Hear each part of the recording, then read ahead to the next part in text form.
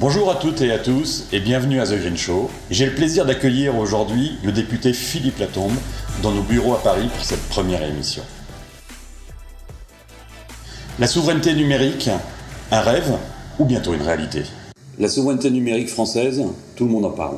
Fin juin, vous présentez votre rapport « Bâtir et promouvoir une souveraineté numérique nationale et européenne devant l'Assemblée nationale ». C'est un super concept, mais est-ce un rêve ou une réalité proche ? La réponse est assez claire. C'est une réalité proche sur un certain nombre de segments.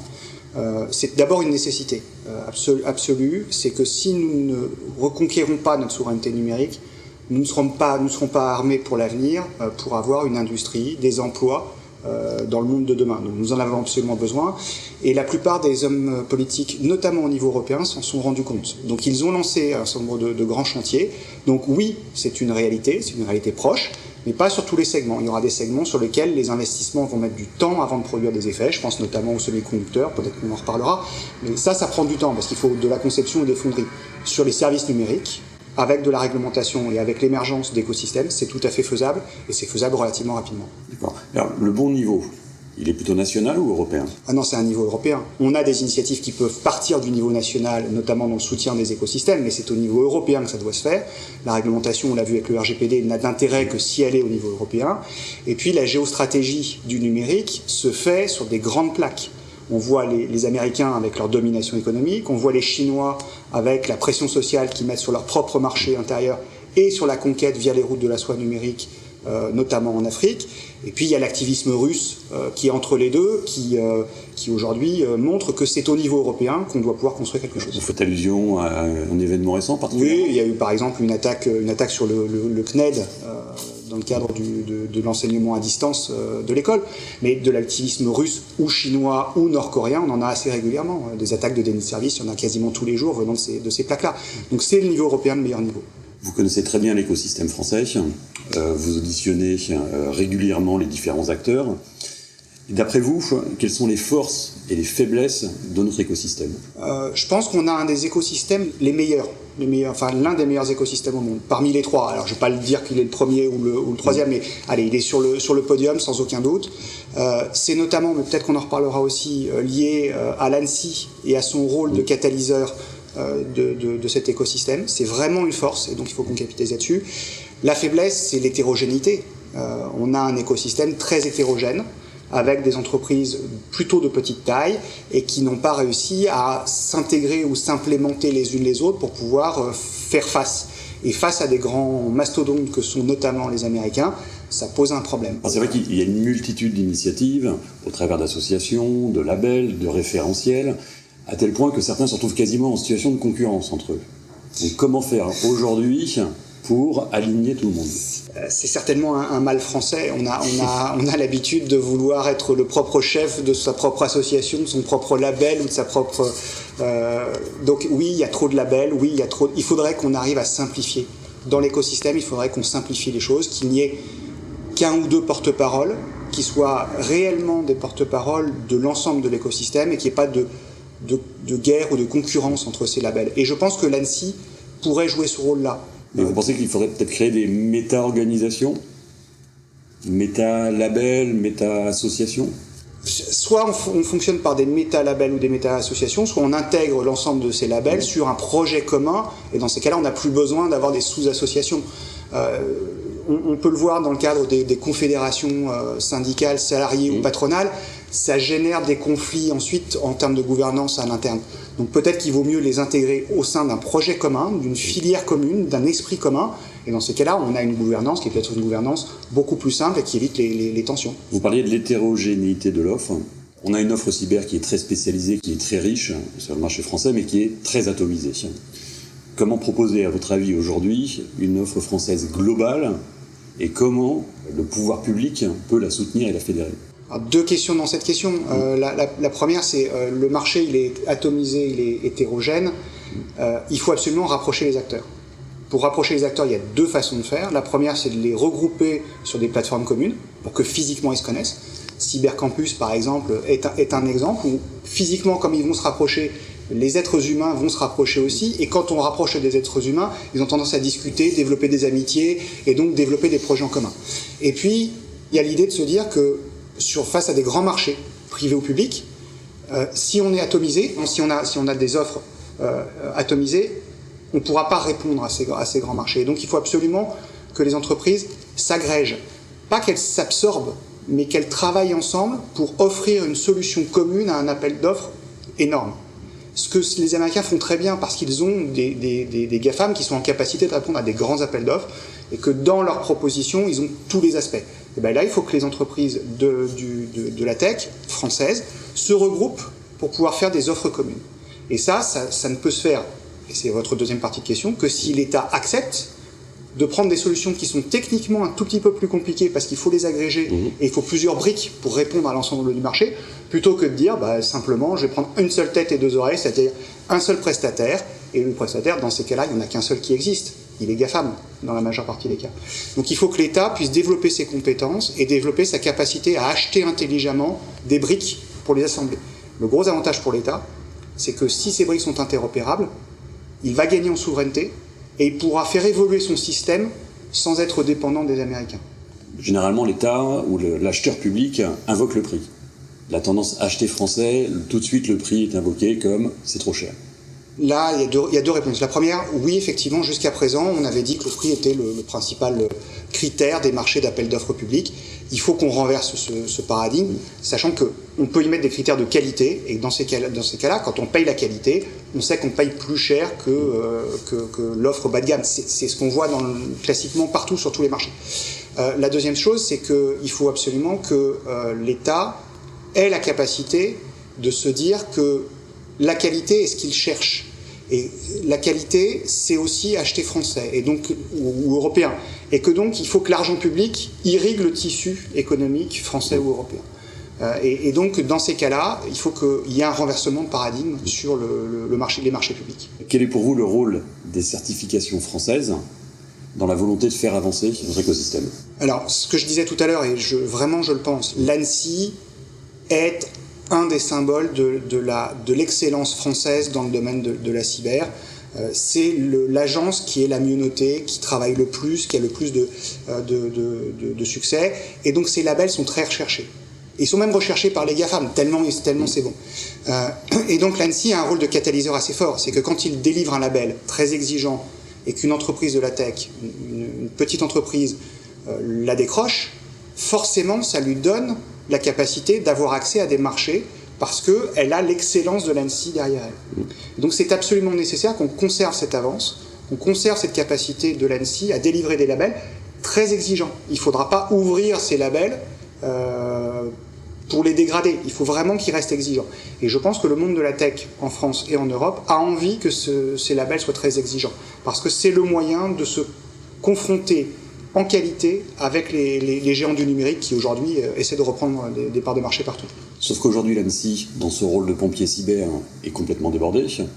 Comment faire face à la demande croissante de la part des industriels d'obtenir des visas de sécurité et avec l'arrivée des visas européens en 2022? Il faut absolument développer les moyens de l'ANSSI. Comment ?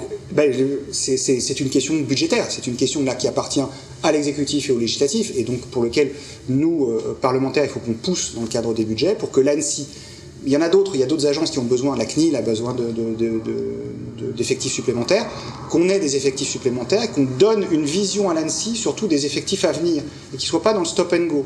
C'est-à-dire qu'ils aient la capacité de faire de la gestion prévisionnelle des emplois et des compétences, qu'ils créent des filières de recrutement pour que les personnes puissent rentrer à l'ANSSI, aient une expérience forte à l'ANSSI, puissent ensuite essaimer dans l'écosystème en sortant de l'ANSSI, mais que parallèlement on ait eu d'autres entrées, d'autres nouveaux ingénieurs ou d'autres spécialistes qui eux aussi ont pu grandir. Et donc il faut qu'on donne à l'ANSSI des moyens humains supplémentaires, donc des moyens financiers supplémentaires, et une visibilité sur ces moyens. Le 28 avril dernier, sur France Inter, le ministre de l'Intérieur Gérald Darmanin a déclaré qu'il fallait baisser le niveau de chiffrement des systèmes de messagerie. Est-ce que c'est pas un croche-patte pour l'ANSSI et les industriels ? Je vais être un peu méchant, mais je pense que ça provient d'une méconnaissance de ce qu'est le chiffrement et de ce qu'est le monde de la tech. Et donc la réponse est une réponse d'un ministre de l'Intérieur qui a besoin d'avoir de l'information rapidement et sans trop être confronté à des difficultés. Et donc pour lui, si c'est chiffré, c'est compliqué, moins c'est chiffré, plus c'est simple. On l'a vécu tous, alors Guillaume Poupard l'a dit dans une publication humoristique, on peut le prendre sous une autre forme. On a créé des passes pour les postiers, pour qu'ils puissent rentrer dans les immeubles, déposer des lettres. Les passes des postiers a été copiées par un certain nombre de cambrioleurs pour pouvoir rentrer dans les immeubles. Résultat des courses, on était obligé de mettre généralement dans les immeubles une deuxième porte qui, elle, n'a plus ce passe postier. Pourquoi ? Parce qu'il faut de la sécurité. Et on ne peut pas aujourd'hui, dans le monde numérique, se passer de sécurité. Et la sécurité passe par le chiffrement, puisque le chiffrement, c'est la dernière des barrières qu'on peut invoquer quand on a trouvé une faille. Donc non, c'est pas une bonne idée. C'est certainement en plus remettre en cause l'ensemble de l'écosystème français, qui lui est très fort aussi sur le chiffrement. Un autre fait d'actualité qui a retenu mon attention, le 3 avril dernier, le Taïwanais TSMC a annoncé qu'il allait investir 100 milliards de dollars pour augmenter sa capacité de production de composants électroniques. Si je mets en perspective du fleuron français de l'industrie logicielle, Dassault Systèmes, qui fait 4,5 milliards d'euros de chiffre d'affaires, et des 1 milliard du plan de relance annoncé par notre président il y a quelques mois, la souveraineté numérique est-elle possible tant que des industriels sont plus forts que des États, plus puissants que des États ? D'abord, revenir sur la partie des semi-conducteurs. On est en pénurie complète, et donc l'ensemble des producteurs de semi-conducteurs, Intel en premier, avait déjà déclaré vouloir investir 20 milliards. Et le Taïwanais a fait 5 fois ça. On est dans une course à l'échalote, parce qu'on est en pénurie, et puis parce qu'il y a des besoins, notamment en eau, notamment pour les Taïwanais, et donc ils ont besoin de construire des usines très modernes. Donc les 100 milliards, ça se justifie à leur niveau, mais effectivement, le chiffre en lui-même est colossal. Un investissement de 100 milliards sur 3 ans, seuls des États pourraient le faire. Ça veut donc dire, mais c'est valable aussi avec les super profits des GAFAM qui sont en train d'être annoncés, qu'on a des entreprises privées qui sont plus puissantes que des États. Plus puissantes que des États, ça veut dire qu'à terme, elles pourraient même imposer leurs réglementations, leurs normes à l'ensemble des États. Donc il faut absolument qu'on arrive à renverser les choses et à se dire que la partie réglementaire, la partie normative appartient bien aux États et que les États ont la capacité de créer, notamment en Europe, des entreprises qui sont en capacité d'investir sur des niveaux de ce type-là. À l'heure actuelle, si on reste comme ça sans bouger, avec juste ces chiffres-là, notre souveraineté, elle sera pas... On pourra y arriver sur certains segments, c'était le début de notre conversation, mais pas sur d'autres. Et sur les semi-conducteurs en particulier, on sera toujours derrière, très loin des entreprises privées qui peuvent investir ces chiffres-là. À quel niveau de souveraineté pouvons-nous arriver avec le niveau d'investissement aujourd'hui qui est mobilisé ? C'est une question difficile parce que ça voudrait dire qu'il faut qu'on ait une échelle de souveraineté et ça n'existe pas une échelle de souveraineté. Je pense qu'on peut arriver à une souveraineté sur les services, sur le stockage des données, sur la protection cyber. On aura du mal à atteindre une souveraineté sur le hardware, sauf à ce que le quantique arrive vite, puisque nous sommes relativement forts sur le quantique, et que l'intelligence artificielle des objets devienne notre vie quotidienne. Aujourd'hui, à part dans ces domaines-là, on a la capacité d'atteindre une souveraineté, en disant que la souveraineté, c'est pas de l'indépendance ou du repli sur soi. La souveraineté, d'abord, ça se mesure à tous les niveaux, des citoyens jusqu'à l'État, en passant par les entreprises, et que c'est la capacité de faire des choix, de dire où est-ce qu'on veut poser ces données, qu'est-ce qu'on veut utiliser comme logiciel, mais qu'on ait la capacité de changer d'avis. Je peux parfaitement avoir envie de déposer mes données dans un cloud d'un Américain, et puis me dire dans 3 ans, bah oui, mais il y a un autre cloud européen qui arrive, qui est plus sécurisé, et ben je prends mes données, je les mets là-bas. Donc cette réversibilité, c'est ça la souveraineté. Donc ça, on est capable de pouvoir le faire à moyen terme. À court terme, ça va être un peu compliqué, mais à moyen terme, on peut le faire, c'est-à-dire 4-5 ans. Sur du long terme, il faudra qu'on développe des industries qui nous permettent d'avoir cette souveraineté en termes de technologie pure. On pense au spatial, par exemple. SpaceX est un bon exemple. Il nous manque cette capacité à pouvoir mettre des constellations très rapidement en place, et si on ne le fait pas, on perdra géographiquement la place autour de la Terre pour en mettre des nouvelles. Et là, on sera définitivement en retard et définitivement largué. Donc il faut absolument qu'on ait ces investissements, et ça passe par des plans européens, pas des plans par État, parce qu'on voit bien que certains États sont un peu exsangues en termes de finances publiques, et donc c'est le niveau européen qui est le bon niveau. Merci Philippe. Merci à vous. On arrive au moment de la question du public. Je tiens d'ailleurs à vous remercier, les questions ont été nombreuses. Nous avons sélectionné une question de la société Inspire, son président Michael Ferrec, qui vous pose la question suivante, Philippe. Malgré des discours volontaristes et des règlements contraignants, RGPD, Schrems II, les pouvoirs publics français commandent toujours plus aux GAFAM et aux entreprises étrangères. 85% de l'achat public vers les US, comment l'expliquez-vous ? Alors, on a fait un grand cycle d'audition sur ce sujet-là, donc je pense que je suis en capacité de vous donner une analyse, même si on l'affinera dans le rapport, mais on a créé des acheteurs publics qui sont des juristes et qui sont obnubilés par la crainte du recours des marchés publics. Et donc, ils bétonnent juridiquement les marchés. Comment bétonner juridiquement un marché ? C'est de passer un seul contrat avec une seule entreprise, parce que c'est beaucoup plus simple et que les clauses sont facilement rédigées, la rédaction des clauses est facile. Et donc, forcément, quand l'État commande dans le domaine du numérique, il commande sur un panel relativement important. Et donc, seuls les GAFAM sont capables d'y répondre. La simplicité fait que l'État répond par des appels d'offres de ce type-là. Le Health Data Hub en est un exemple. C'est Microsoft, parce qu'on a décidé que c'était que Microsoft qui fournissait la totalité du panel des besoins. C'est pas vrai.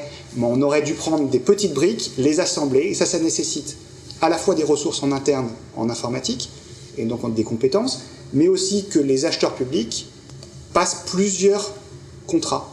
Et passer plusieurs contrats, c'est avoir des risques supplémentaires de se retrouver avec une invalidation de l'intégralité du marché public.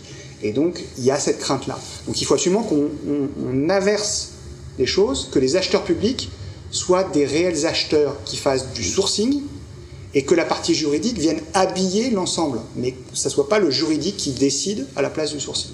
Et je pense que c'est ça la vraie évolution que l'État doit avoir dans ses modalités d'achat public.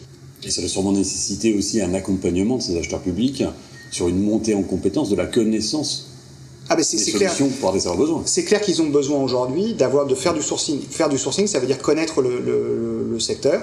Et aujourd'hui, s'il y a des spécialistes au sein de l'État qui sont capables de le faire, ils sont très peu nombreux. On les compte sur les doigts d'une main. Il y a un service auprès du ministère du Premier ministre qui s'occupe de l'innovation. Ils sont très, très peu nombreux.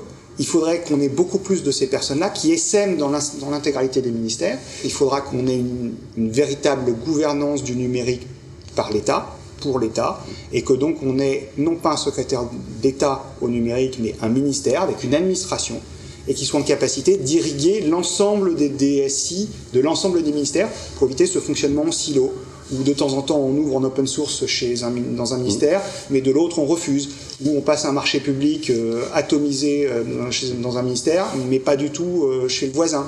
Bon, donc il faut qu'on ait cette capacité de gouvernance de l'État avec, là encore, de la transversalité, ce qui n'est pas encore assez le cas aujourd'hui. Merci Philippe. Merci à vous.